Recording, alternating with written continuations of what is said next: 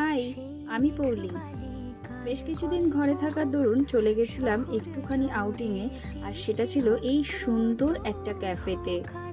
ক্যাফের অ্যাম্বিয়েন্সটা তো আমার ভীষণ পছন্দ হয়েছে, স্পেশালি এই দোলনাটার জন্য।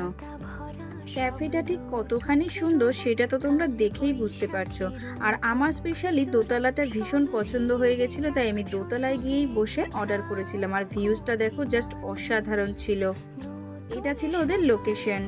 অর্ডার করা কিছুক্ষণের মধ্যেই আমাদের খাবার এসে হাজির। অর্ডারে ছিল দুটো cappuccino cream chocolate hot coffee, আর সেই সঙ্গে ছিল 1 প্লেট চিকেন ললিপপ।